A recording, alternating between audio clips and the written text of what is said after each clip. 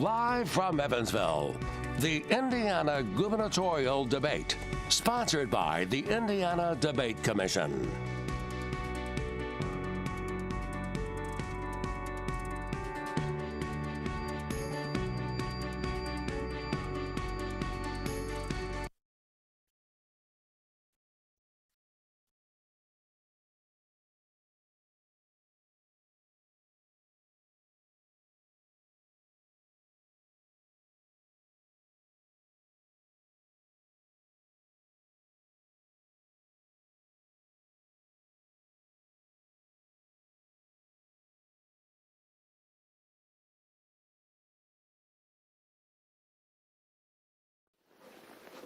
Good evening, and welcome to the Indiana Debate Commission's third and final gubernatorial debate.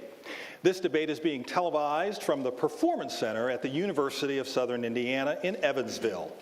The three candidates here tonight want to succeed Governor Mike Pence, a Republican who is Donald Trump's vice presidential running mate.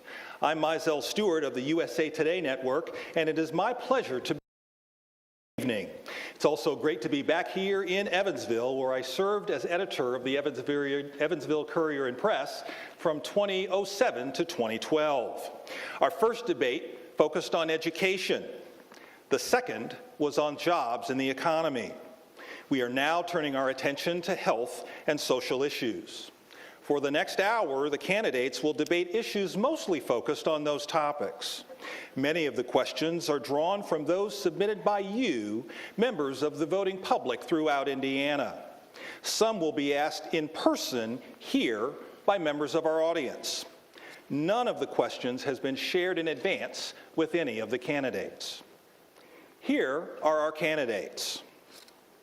Eric Holcomb is the Republican candidate and is Indiana's lieutenant governor. John Gregg is the Democratic candidate and is a former Indiana House Speaker. Rex Bell is the Libertarian candidate and owns a small business. The candidates' positions on the stage and the order in which they will answer the questions were determined by lot conducted by the Debate Commission. After I ask a question, each candidate will have 1 minute to respond.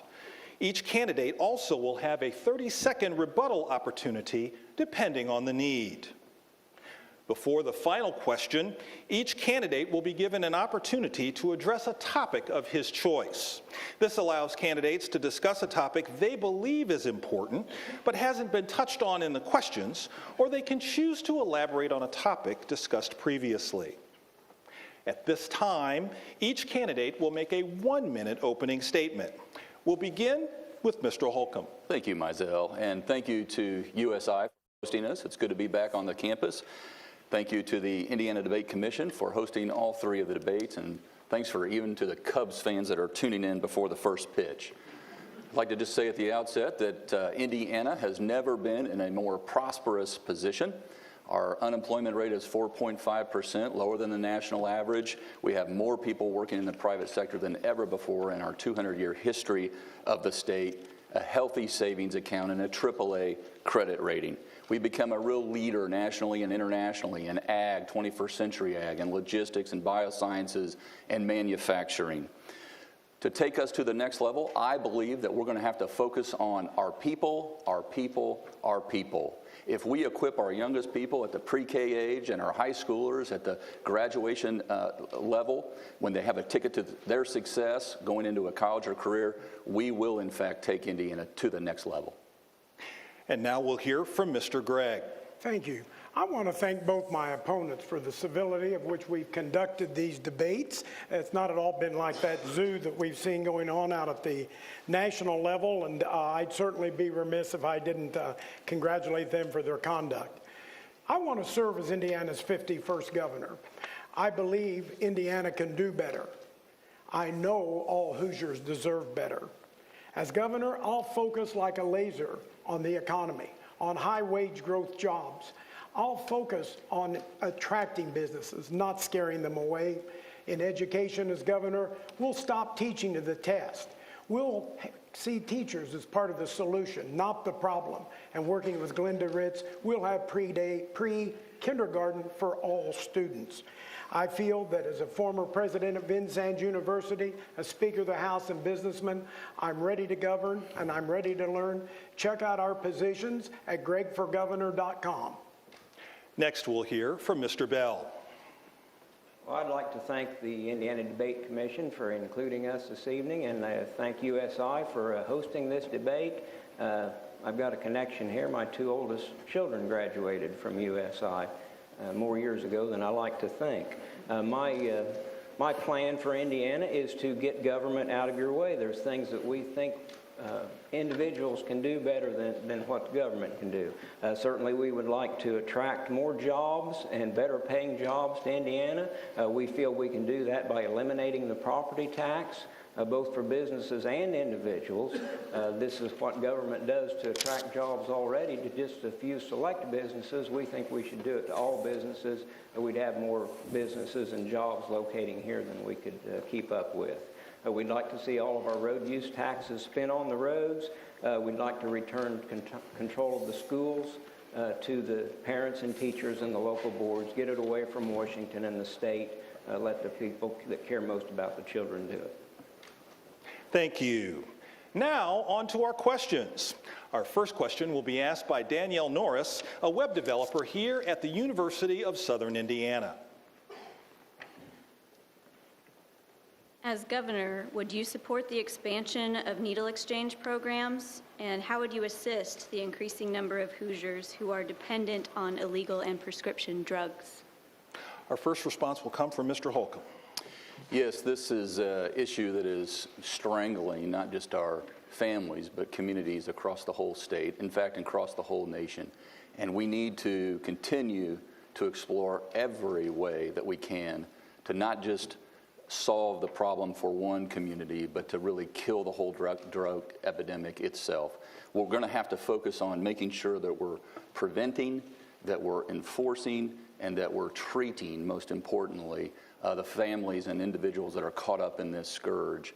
Yes, to the needle exchange program, we need to make sure that that's more efficient, and if we have to change the law to do it, we will, and that will require legislative action. It will require legislative action to make it so that locals can more quickly identify and act on the problem and not wait on the state to make sure that they get the resources that they need. But this is an all-hands on deck effort, and it is a top priority in my administration. Thank you, Mr. Holcomb. Now to Mr. Gregg. Thank you.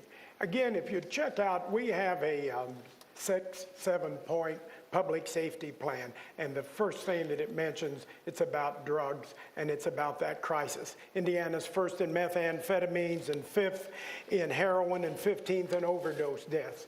I've been traveling the state listening to Hoosiers talking about this, and yes, I support the needle exchange. The truth of the matter is, we have got to change the way we look at drugs. For the dealer and the trafficker, they need locked up. To the violent criminal, they need locked up. But to many Hoosiers, we need to realize this is a medical issue, and we need to treat it as such. And we need to realize that rehabilitation works. For every dollar we put in rehab, we save $4 in public health dollars and $7 in the criminal justice system. We can do better. We cannot afford just to continue to build prisons. Rehabilitation works, and check out our full program at gregforgovernor.com. Thank you, Mr. Gregg. Now, Mr. Bell. Well, you know, if we look at what we've accomplished in the last 50 years of the drug war, we have to say nothing. You know, the addiction rate is the same as it was 50 years ago. So what are we doing? How are we going to continue this same thing? I say we need to make a change. We need to stop treating drug addiction as a crime. We need to treat it as an illness. We need to decriminalize a lot so that when people need help, they can step forward without fear of being arrested. The needle exchange program, you know, there's a lot of political input on that, a lot of play from both sides. But when we stop and look at it, it's not something that can't be done privately. You know, needles cost 7 cents. You know, we've seen instances in West Virginia and different states around where private individuals and private organizations have set up a needle exchange at the local pharmacy. It's something we can do. There's a lot we can do that doesn't involve government force. Thank you, Mr. Bell. Our next question will also come from the audience and will be asked by Amy Kelly of Seymour, Director for the Mentor Network, which provides residential community-based services for workers with disabilities. On to your question. Thank you. The unemployment rate for people with disabilities is 80%, although many people with disabilities can and want to work. What will you do to create employment opportunities for people with disabilities to have access to job training and careers that will increase their independence? We'll start with Mr. Gregg. Thank you. The first thing we need to do in Indiana is to take a look at how we're doing our training right now. You know, as I travel the state, I have employers tell me that they never talk about taxes, but they do talk about needing employees. And right now we are doing training through the governor's office, some through the workforce development office, some through what's called the WISB boards, which are federal, some through Ivy Tech, some through VU, and there's really not a lot of communications. I think we can do a much better job if we have all these groups talking to one another so we find out what is working, what's not working, and what we're training people for. Another thing that we mentioned that we think is real important is the state's bidding processes have been changed over the last few years where they really work to a detriment of small business owners, particularly people with developmental disabilities and minorities and veterans. The bids are much too big and too large for startup companies to bid on. So we talk about making them much more easier for those folks to access. Thank you, Mr. Gregg. Mr. Bell, it is your turn. You know, when we talk about unemployment and we look at it when everybody's involved, and people, you know, people without disabilities have a leg up on being able to get that job. And what we need to consider is, are there enough jobs out there? What can we do to create more jobs? And as I mentioned before, you know, if we did away with the property tax, attracted more businesses to the state, there would be more jobs. We would have businesses competing for workers instead of workers competing for the jobs. And I think that's something that we need to consider. The best thing we can do to help everybody, whether you're disabled or not, is make a situation where there are more jobs available. And I think we can do that, as I say, with doing away with the property tax is going to solve a lot of the problems that we're looking at in Indiana and trying to figure out another way of fixing it. I think we already have the answer if we just take it. Thank you, Mr. Bell. On to Mr. Holcomb.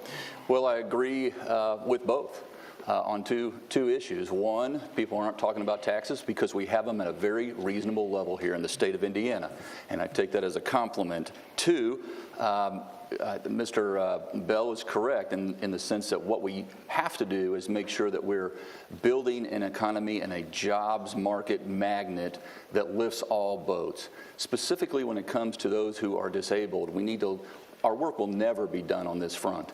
We need to make sure that we're focused on what they are able to do.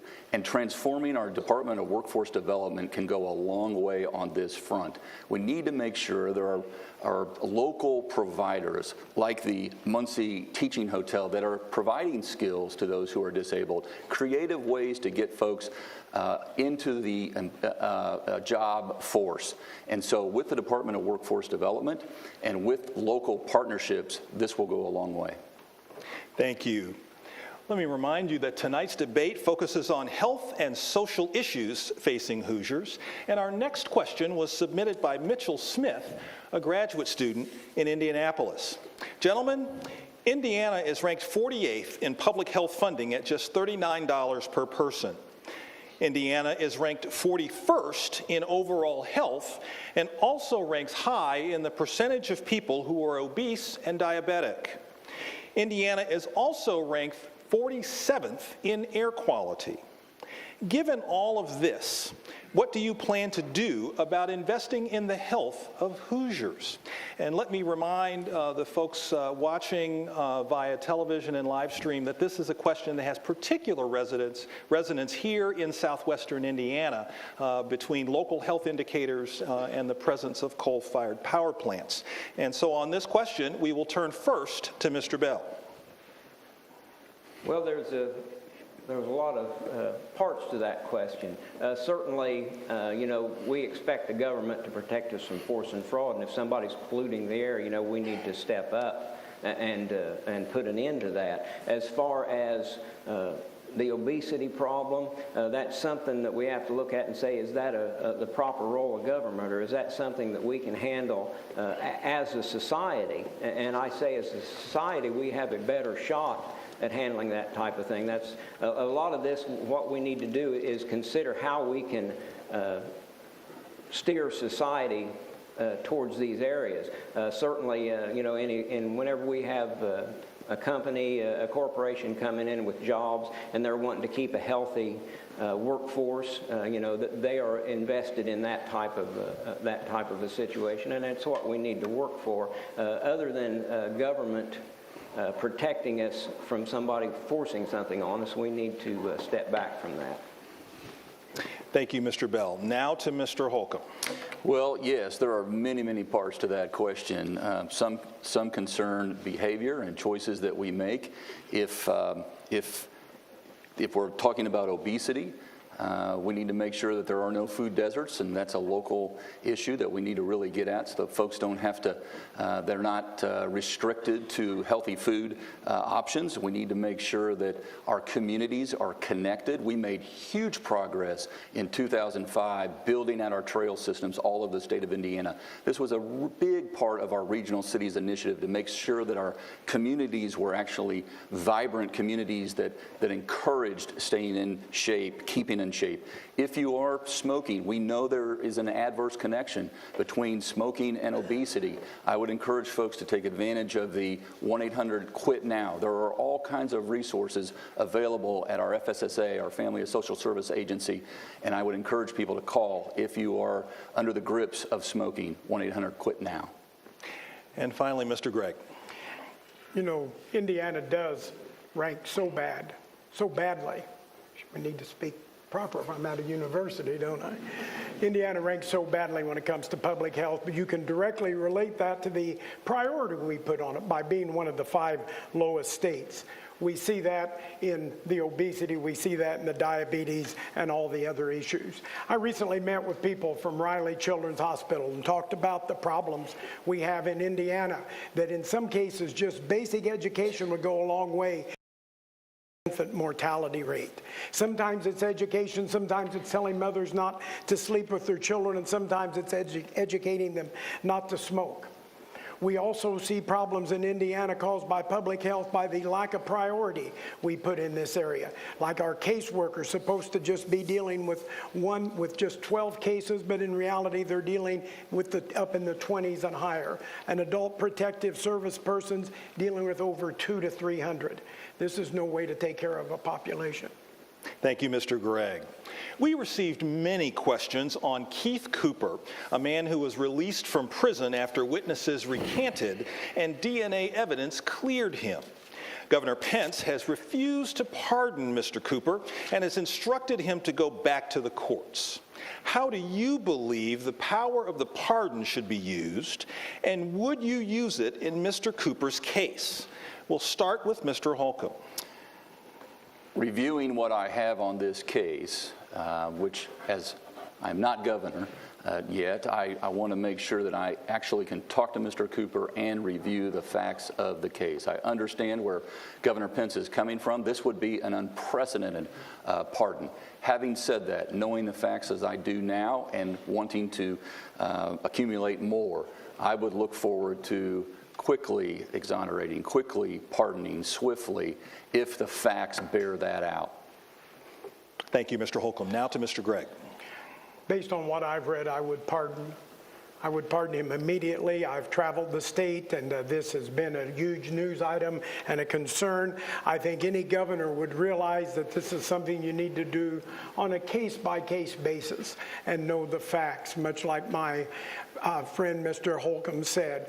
But there comes a time when you have to make a decision, and the facts in this are pretty clear. I take this charge real serious as somebody seeking the office of governor, and have had these discussions with members of the Indiana State Police Alliance, the organization of our state troopers that have endorsed me, and I'm very proud of that endorsement as also the members of the Fraternal Order of the Police. So I take crime and law and order serious, but when the system's made a mistake, we need to correct it immediately and move on. Thank you, Mr. Gregg. Now to Mr. Bell. Yes, I think he should be pardoned immediately. I've followed this case, and you have to take a look at it and say, whenever something like this comes up, definitely the burden of proof should be on the state always. And if there is any question at all, and certainly in a case like this where there's no question the man was innocent, he needs to be pardoned. I can't understand. It's one of those situations where we're saying we need to protect the government instead of protecting the individuals, and we shouldn't be doing that. The individual should always be first. And if we start worrying about, we're worried about the protocol, what has happened before, what kind of precedent it would set. If we set a precedent for releasing innocent people from prison, I would say that would be a good one to set. Thank you, Mr. Bell. We're now going to turn back to the audience. Brett Butel, an Evansville attorney, will ask the next question. Mr. Butel. Thank you. What role will your faith play in your decisions you make as governor?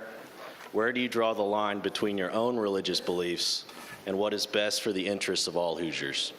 Thank you, Mr. Butel. Mr. Gregg will respond first. I am a person of faith, and like many people in our nation, I happen to belong to the Christian faith. But I also realize there are people of other faiths and some people of no faith, and I respect that. And I think that is the same way you will find that I will govern. I will respect all peoples. I think that is what we're called to do. I'm going to take an oath to respect people and uphold our Constitution and to treat people equally. Whereas my faith is something that is very important to me. I'm not running to force my ideology or my faith on someone else. Rather than stand on the street corner, I'll use a biblical analogy, rather than stand on the street corner and offer public prayers, I'd rather people know that I'm a person of faith by my actions. Very good. Next, Mr. Bell. Well, certainly, my faith is important to me, but as John pointed out, it's not something I want to force on other people. If you've done any reading at all on the Libertarian Party, that's what we are all about. We look at the individual. Every individual has rights, and if you get 40 individuals together, they don't have more rights than a single individual. So for me to decide that since the bulk of the nation is a Christian nation, that we should follow Christian teachings, that's not for me to say, that's not for me to decide for you. So certainly we would separate our faith from our governing ideals, and I hope everybody would do that. Mr. Bell, thank you very much. Mr. Holcomb, bring it home. As governor, I too would respect all faiths and those of no faith at all. I consider myself a Matthew 6 Christian and someone who tries to live out my faith. I think there are many lessons in the good book that instruct me privately, and I will continue to take that approach as governor, but one that would absolutely try to live it and not have to profess it. I understand the power of witness, but I think that you can get that in watching how someone actually lives their life. Thank you, Mr. Holcomb. Speaking of expressions of faith and values, one voter asked about Indiana's ban on the sale of alcohol on Sunday. Would your administration support modifying or eliminating the ban? Why or why not? And we'll start with Mr. Bell. Well, I've always maintained that anything that's legal on Saturday should be legal on Sunday. Regardless regardless of how I feel about it, and I'm not a drinker, I'm not going to buy it on Saturday, and I'm not going to buy it on Sunday. But if somebody wants to, this is left over from the blue laws of years ago. You couldn't sell cars on Sunday. You can't sell.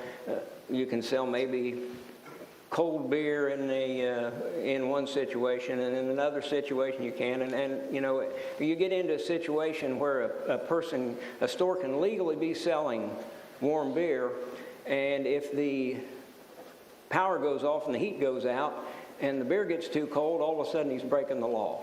I think that's something that we need to look at and do away with the blue laws and certainly allow Sunday sales.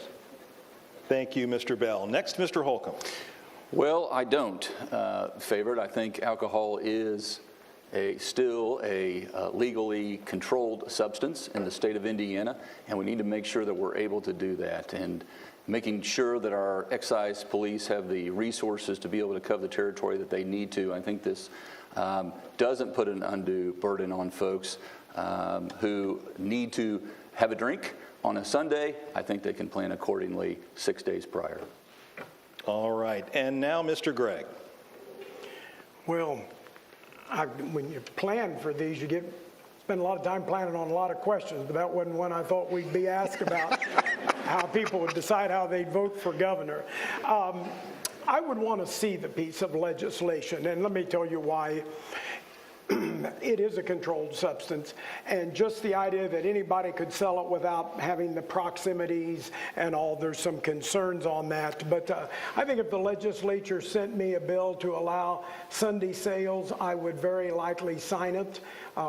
Having given it a lot of thought, I would want to see how that debate played out, and I'd want to listen to retailers and consumers. But contrary to what my mother's going to say, and she's here tonight, she's not going to like my answer, but I would very likely sign it. Thank you, Mr. Gregg.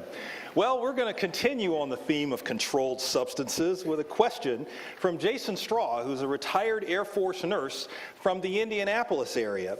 And Jason wanted to know, why is it that we have not allowed cannabis to become a medical treatment for children with untreatable diseases? We allow medicines such as ketamine, a derivative of PCP, to be used in pediatric surgery, methamphetamine to be used to treat ADHD, and oxycodone for pain. But we won't allow patients to even try cannabis. The question is why? And we'll start with Mr. Holcomb.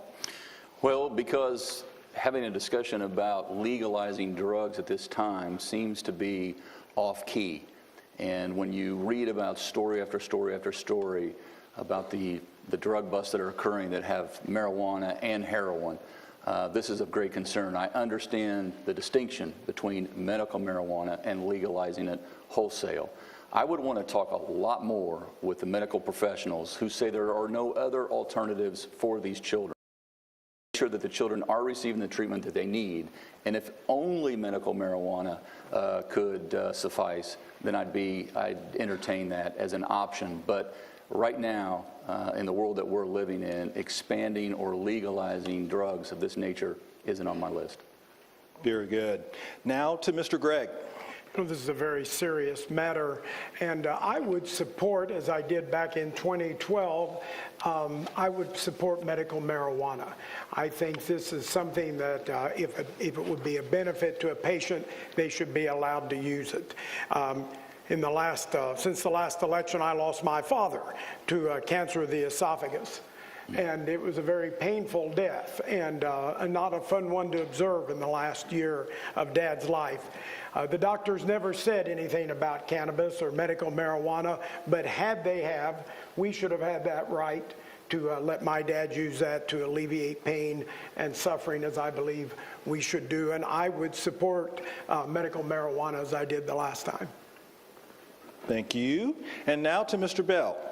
Well, yes, I would support medical marijuana, and I think, we're going to see after this election there's going to be more states that are supporting it already, or allowing it, and, it's a matter of Indiana is going to do it. I don't know exactly when, but eventually we're going to allow it. It's something we need to step out in front of and get it done. There's so much that we could do, not only helping people that need it in their sickness. We have been proven to be a help in alleviating some of the opiate addiction that's going on around here that we're having so much trouble with.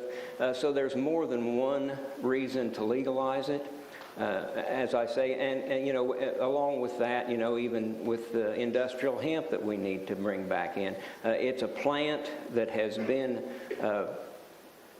made illegal years and years ago, and we need to re-legalize. Mr. Holcomb, would you like to have a 30-second rebuttal opportunity? I remain where I originally stood. All right. I have not flip-flopped. All right. Thank you very much.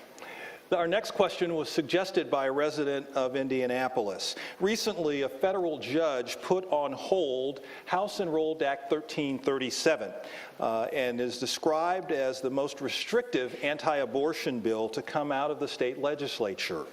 What is your position on abortion and birth control? And we will start with Mr. Gregg. I have always been and consider myself a pro-life Democrat. With that said, I do not believe it's my business to interject myself in issues between a woman and her physician. I don't believe legislators should be practicing medicine. I have always supported the funding of Planned Parenthood, even though personally being opposed to abortion, because the truth of the matter is, all of the money that they get from taxpayers goes to provide birth control and health screenings and cutting down on STDs and mammograms. I mean, that's what the money's for. If we're talking about births, the problems are the unwanted children. We need to make that more accessible. I would have vetoed that bill. There were many, many members of the legislature who had been pro-life candidates for years, got up and spoke against it in a bipartisan fashion. That bill goes above and beyond. It stopped Indiana University from doing $140 million worth of research on Alzheimer's and cancer and things like that. It's just wrong. Very good. And now Mr. Bell. Well, certainly the bill was too restrictive. I'm opposed to abortion. I also understand that it is a problem that will never be solved politically.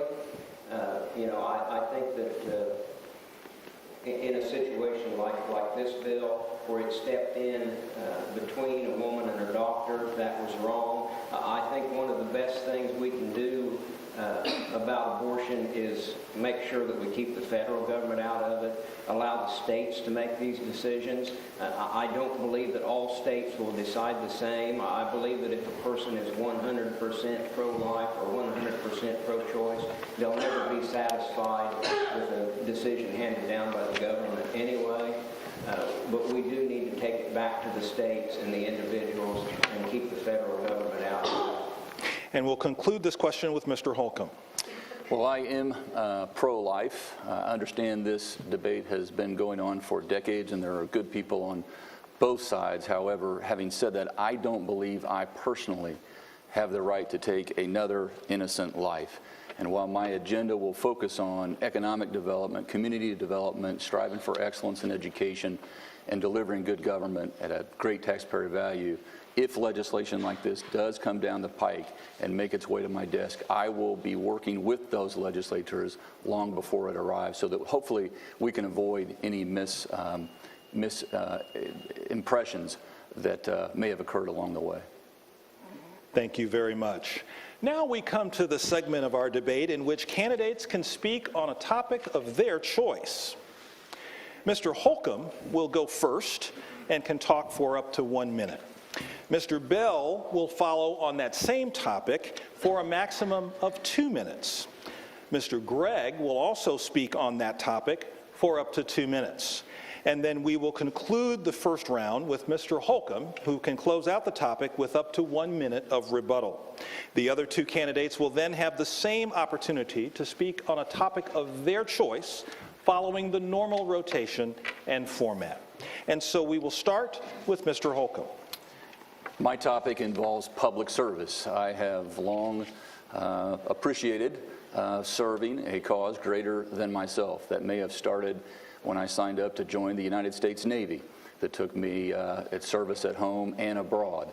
I later then went to work for other strong leaders, including former Governor Mitch Daniels, including United States Senator Dan Coates, and now our Governor Mike Pence. When he called, I wasn't seeking this job, but when he did call, I jumped at a nanosecond, put aside what I was working on at the time to help a cause greater than myself. Because of public service, we are able to do so much when we're focused, and working with these leaders throughout my entire life, I've learned a few things. I've learned to focus and I've learned to prioritize what, and that's why I'm so laser focused on my 4-point plan to make sure that we get Indiana to the next level. Mr. Bell, you have 2 minutes.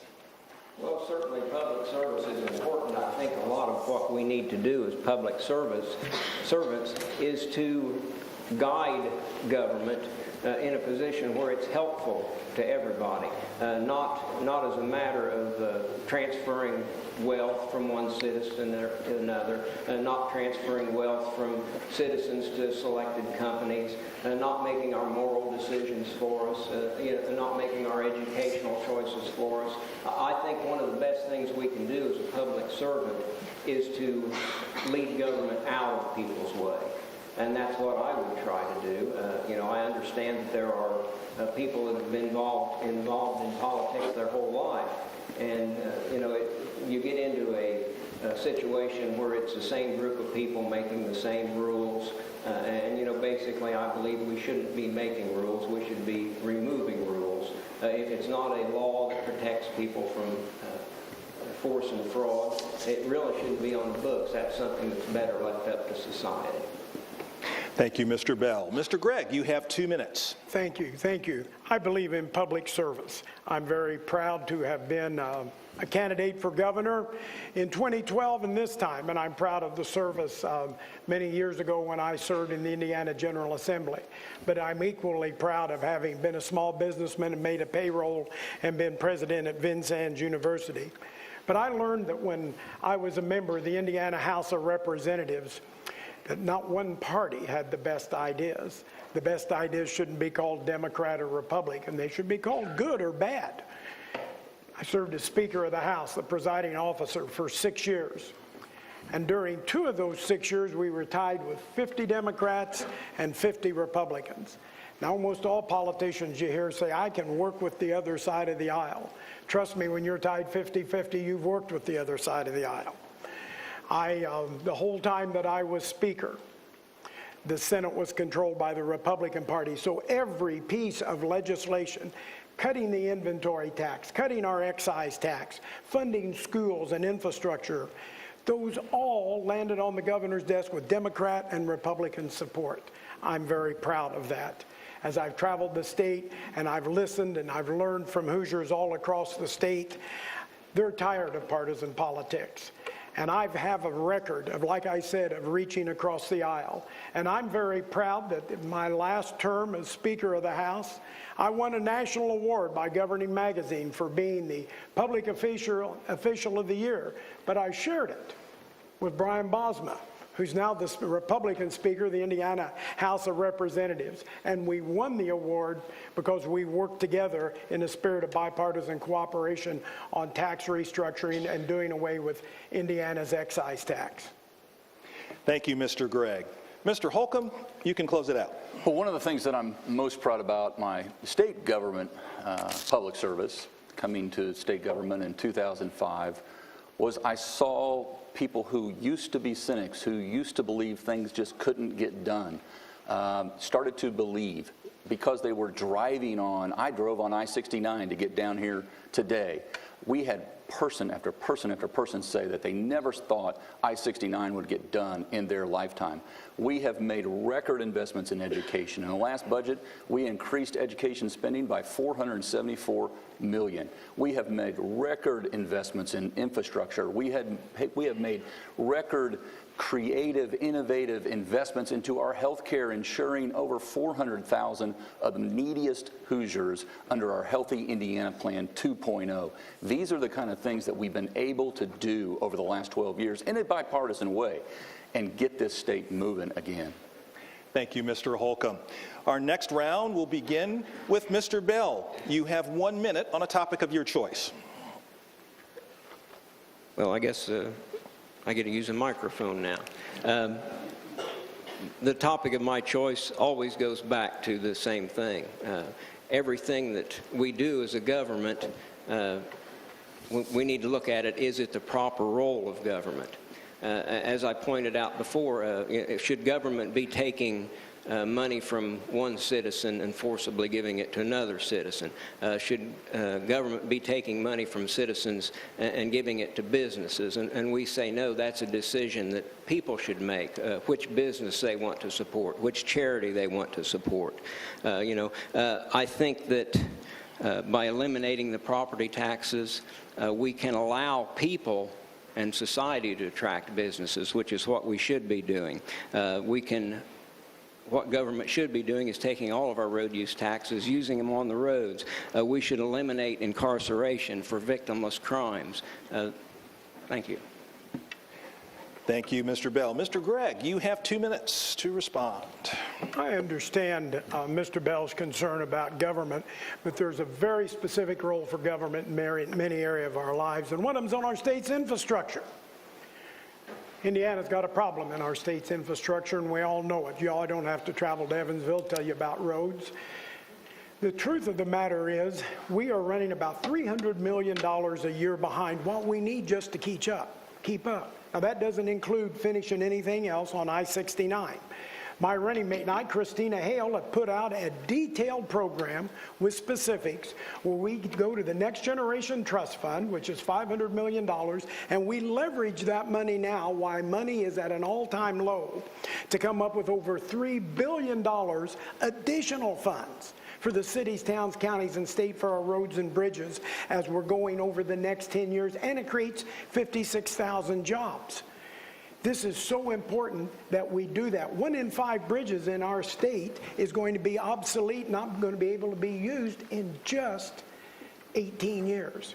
Now, we take this second pot of money and we create the Hoosier State Infrastructure Bank, because there are some other things that are real important. Drinking water, industrial water, wastewater, storm sewers, cultural trails, green spaces, broadband connectivity. Spend this money so local communities can borrow money. And this will allow them to use this to improve the quality of life issues to attract and retain talent. I'm real concerned about our state's broadband. 14% of the people in Indiana tonight don't have dependable cell service or high-speed internet, and we can't operate like that in the future. We need money for infrastructure, and our plan will put money aside so we can start talking about that fourth port down at Lawrenceburg, double tracking the South Shore from South Bend to Chicago. We can talk about finishing I-69, and we can talk about the new bridge between Evansville and Henderson. Thank you, Mr. Holcomb. Mr. Bell, you can close it up. Wait, I'm Mr. Gregg. I finished. Oh, I'm sorry. We've only spent about $10 million to get people to know who's who. See what happens when I look at my notes. Mr. Holcomb. I'm the tall one. Yeah. It's all yours. And I'm the hair-challenged one. High five. Well, if I may. You may. Yes. Absolutely. Well, I think Mr. Bell brings up a great point, and it drives at what kind of state we want to be and what role do you want your state government to play in your daily life. One of the things I'm most proud of, as I ticked through some of those statistics earlier about our rankings in the country, is it doesn't just represent numbers, it represents opportunities for Hoosiers, and we've been able to make so much progress. At the very same time, we've remained a free state.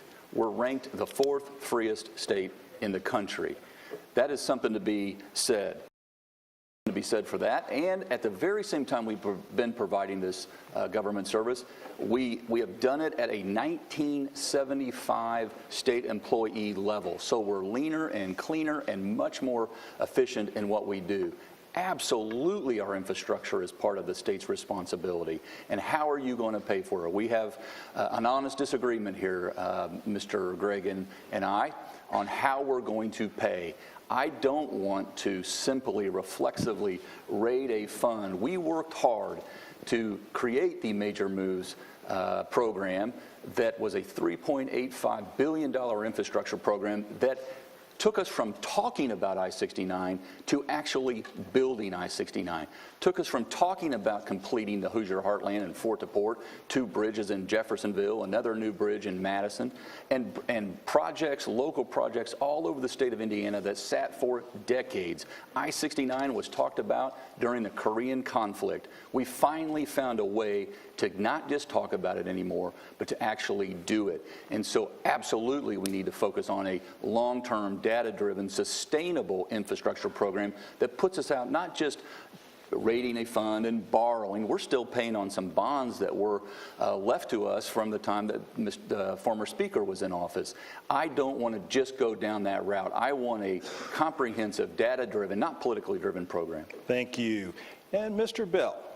Well, I think a lot of this comes back again to the proper role of government. When they talk about bonds we're still paying on, and you know, when they tore down the Hoosier Dome, when they owed more on it than it cost to build in the first place. It's a matter of when government steps in things it shouldn't be involved in. You know, we talk about the roads. Certainly everybody wants good roads and good bridges, but we can accomplish that by making sure that we apply 100% of the road use taxes to the roads. You know, we don't need to be taking road use taxes and building walking trails.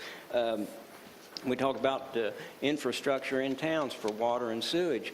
Certainly that's a necessary item, but it's something that's tied in politically, and people are afraid to raise the rates enough to actually pay for the water and sewage. That's something that's wrong. Instead of running to the state government to get money for it, these companies should be taking care of that on their own. As far as broadband goes, you know, for the government to step in and say, we're going to take care of this, okay.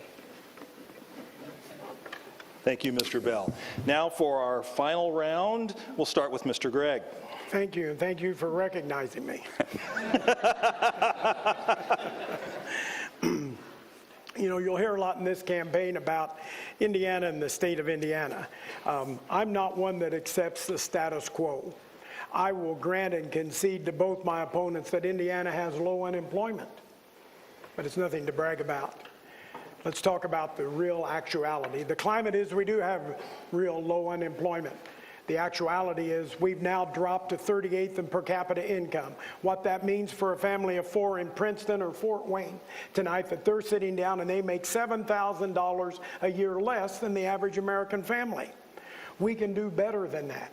Our wages are growing slower than the rate of inflation, and they're growing slower than what they are in our neighboring states. They're going slower than what they are in Kentucky, here to the south of us.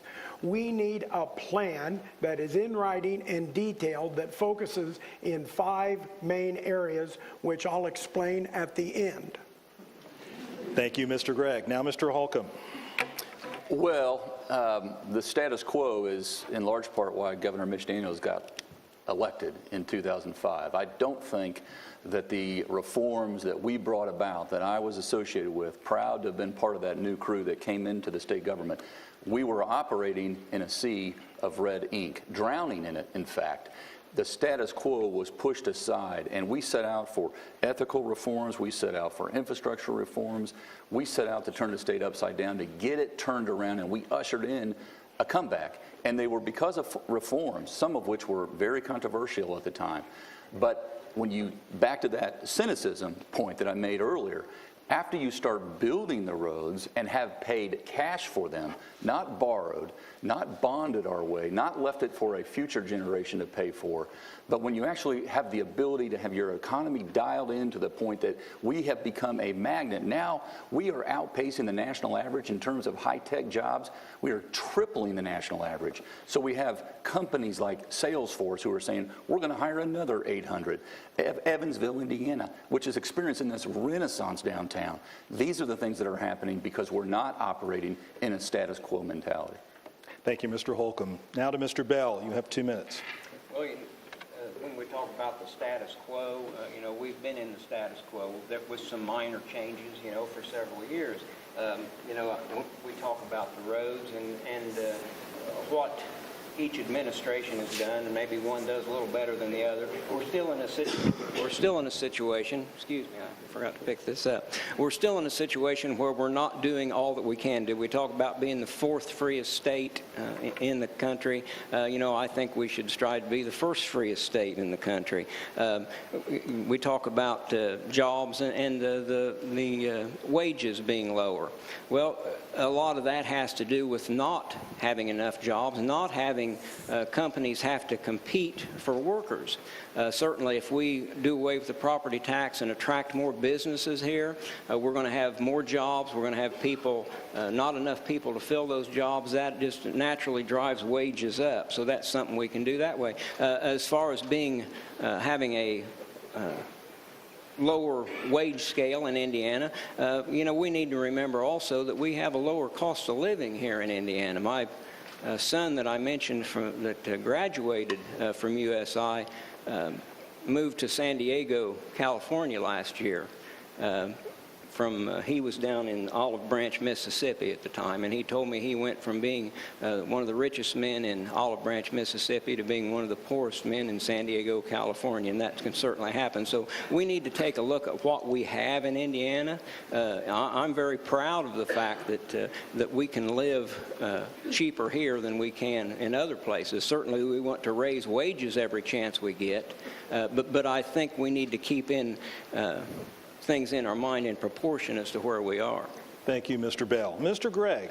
Hoosiers are working 2 and 3 jobs to get by. The number of people that are working 2 jobs is because we've not focused on high wage paying jobs in Indiana. Information technology, life and biosciences, 21st century logistics, advanced manufacturing, and the unbelievable changes in agribusiness. If you look at our detailed plan, you will see that we've got one with great details. We talk about establishing a growth and opportunity fund to unleash that entrepreneurial spirit where people seed capital can come to get money, and we certify venture capitalists. We also allow that credit to be increased from 20 to 40% like Tennessee and Kentucky have recently done. We allow the transfer and sale of that credit. There are so many things we can do. Study the taxes for sub-S as to how they affect our small mom and pop businesses. The Indiana Chamber of Commerce says that one thing we do have to do is be a welcoming community. And that means we do have to pass civil rights protection for members of the LGBT community. Thank you very much, Mr. Gregg. Now, one of the great joys of my life, in addition to being a journalist, is serving as president of the American Society of News Editors. And one of our organization's tenets is the First Amendment and open government. And so this question is right up my alley. Indiana governors of both parties have considered open government records and meetings as vital to our society. A recent Indiana Supreme Court decision refusing to weigh in on whether certain legislative records were subject to public disclosure has been criticized as effectively shielding both the legislative and executive branches from the people's ability to learn what their state government is up to. Would you support more robust public access to the inner workings of government and court oversight? Why or why not? Gentlemen, you'll have 30 seconds to respond, and we'll start with Mr. Holcomb.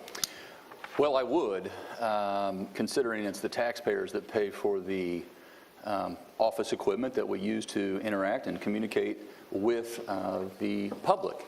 Having said that, I want to make sure that if a constituent signs a privacy authorization form and doesn't wish for their private information to be known, therein lies the balance. But certainly if we're using public property to conduct public business, then the public deserves a right to see. Our next response will come from Mr. Bell. Well, certainly, this goes back to the pardon that we talked about earlier. The burden of proof should always be on the government. Anytime a citizen asks to know something about the government, they have the right to know that. It goes back to who's in charge. Certainly, the citizens should be in charge and not the government. I can't think of very many instances where the government would have the right to keep something secret from the people that are paying the bill. Thank you, Mr. Bell. Now, Mr. Gregg. The second policy initiative we put out was on open portal, open door, if you will, to those that are a little older. I 100% support it. I believe the more and more people know about government, the less they're going to fear about it. They ought to be able to see the tax dollars coming in and the tax dollars going out. They ought to be able to see the contracts and government business in real time. There's a great book by a gentleman called Anish Chopra called Innovative State. If you like reading about what open government can do, take a peek at that book. It's not the easiest read, but I think you'll find it enjoyable.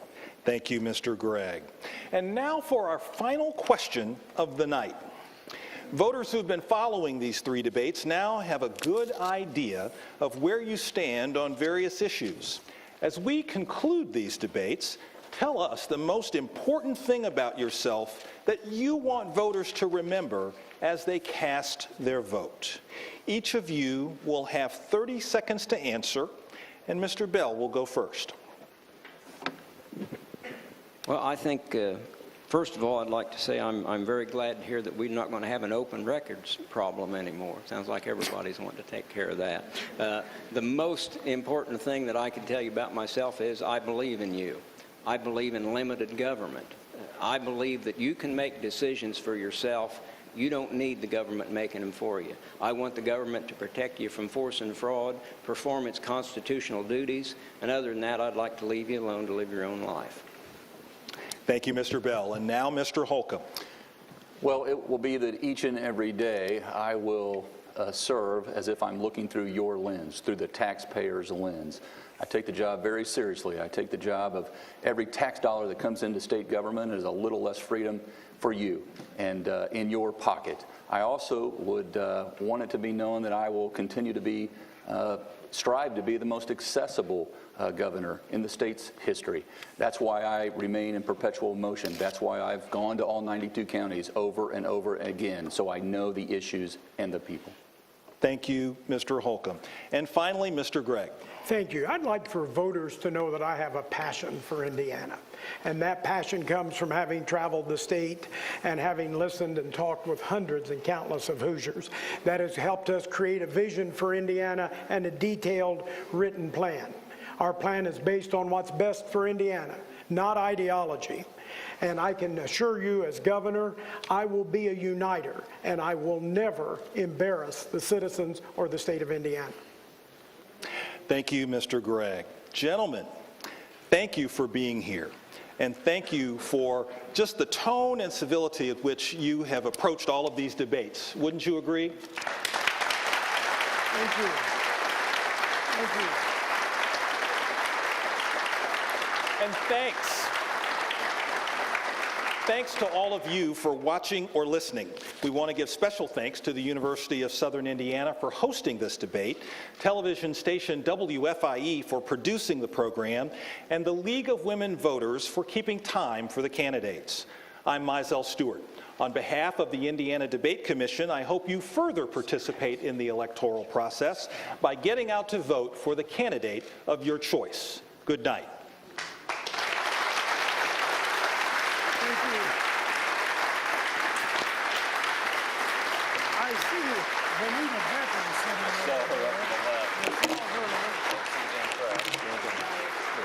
Thank you so much. Very well done. Thank you. Thanks for good humor.